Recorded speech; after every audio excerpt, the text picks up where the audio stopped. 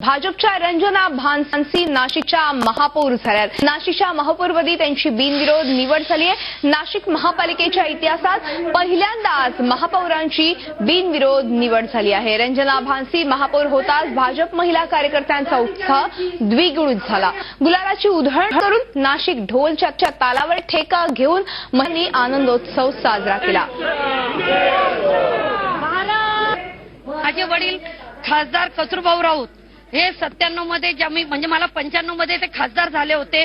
त्यांना बघून स्वर्गीय बंडोपंत जोशी, डॉक्टर दौलतराव आहेत यांनी मला जी उमेदवारी दिली आणि मी सलग 5 वेळा इथे निवडून आलेली आहे।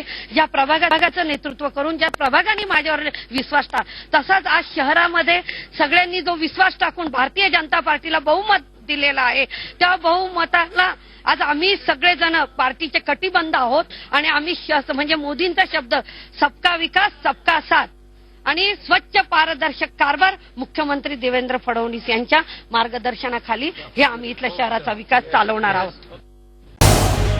झी 24 तास रहा एक पाऊल पुढे।